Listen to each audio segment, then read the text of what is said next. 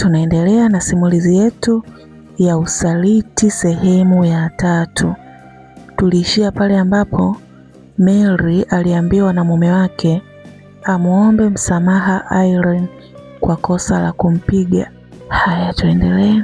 Mimi sirudi hapa mpaka ujifunze adabu na umuombe msamaha Irene kwa ulichomfanyia.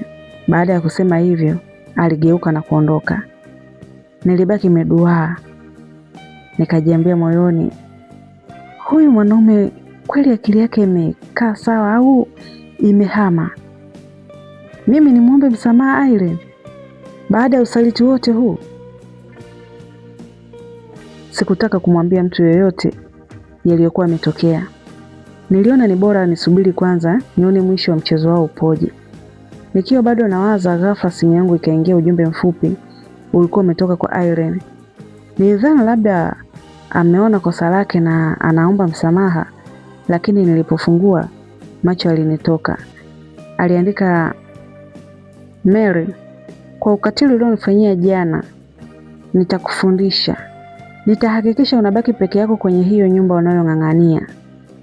Bwana ni naye na ninatamba naye. Ni wangu sasa. Utanikumbuka sana nakwambia. Nilitetemeka kwa hasira.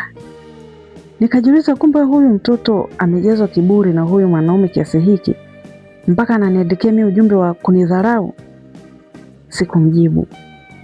Nikaenda jikoni, nikanywa maji glasi zima, nikitumaini hasira zishuke.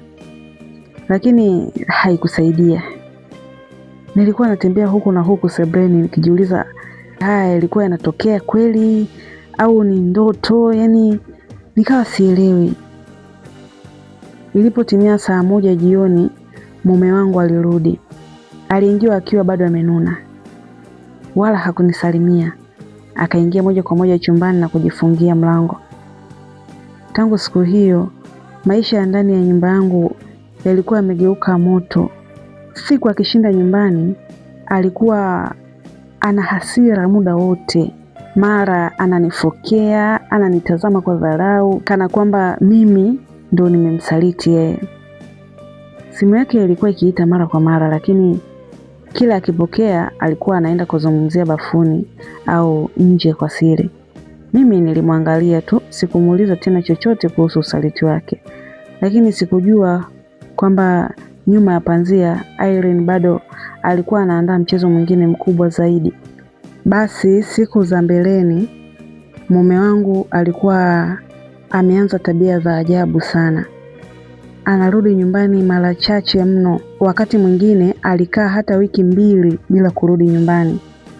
Nilipoteza kabisa hisia kwake, lakini sikuacha kumwombea mume wangu. Niliomba sana, nilikuwa naomba sana. Baada ya muda alianza kurudi nyumbani tena mara kwa mara, lakini upendo ambao ulikuwepo kati yetu ulikuwa haupo tena, kwa sababu mimi sikuwa na hisia naye kabisa. Siku moja akiwa nyumbani, mtu alikuja kugonga geti. Mume wangu akaenda kufungua. Baada ya dakika chache akarudi ndani akiwa anatetemeka. Ghafla akapiga goti huku analia, Mary, nisamehe mke wangu. Nisamehe, niliteleza, tafadhali. Nisamehe. Nilishangaa sana. Nikamsukuma pembeni, nikatoka nje kwenda kuona kulikuwa na nani. Nilimkuta mwanamke mmoja asiyejulikana akiwa amebeba mtoto mchanga. Alipiga goti na kusema, huyu ni mtoto wa mumeo dada. Aliahidi kunioa na kunijengea nyumba, lakini amenitelekeza. Sina chakula wala kodi ya nyumba. Nilibaki kimya kwa muda. Ikabidi niwakaribishe ndani. Mume wangu alikaa chini kwa aibu. Nikamwambia, sema ukweli. Sema ukweli, kila kitu kiwe wazi hapa. Alianza kulia na kuomba msamaha, akidai shetani alimshawishi. Ikabidi nimwambie mume wangu ampe pesa yule dada ili akafanye matumizi yake na mtoto. Kuanzia siku hiyo mume wangu akakata mawasiliano kabisa na Irene. Akaanza kujitahidi kujirekebisha. Akawa anajaribu kuiweka ndoa yetu sawa.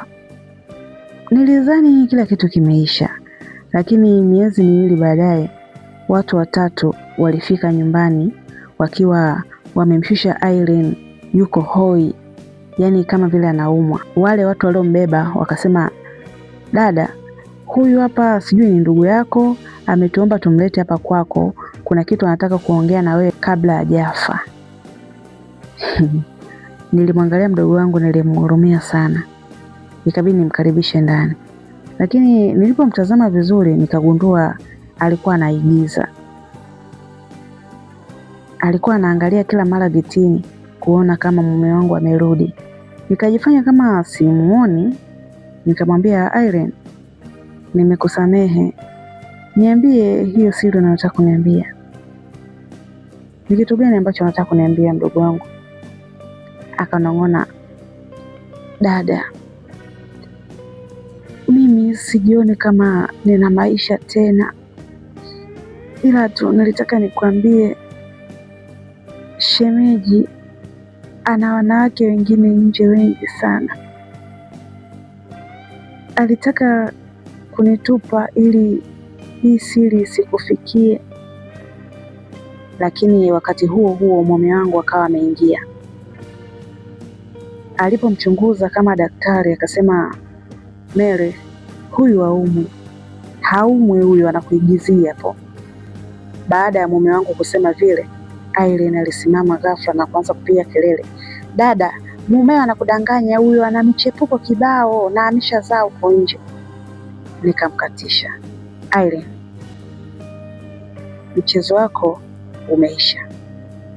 Ulitaka kuingia tena kwenye ndoa yangu kwa kutumia huruma, si ndio? Kabla sijakufanya kitu kibaya, naomba uondoke. Ondoka ndani kwangu haraka sana. Basi Irene aliondoka akiwa analia kwa aibu. Mume wangu akapiga goti, Mary, asante kwa kusimama imara. Nisamehe kwa yote niliyokufanyia. Basi nilimsamehe, lakini sikuweza kumsahau kabisa. Mpaka leo bado tupo pamoja, lakini upendo wangu kwake umepungua sana. Niligundua kuwa mtu anaweza kusamehe, lakini sio rahisi kusahau. Usiondoke bila kusubscribe my channel ili uwe wa kwanza kupata story mpya.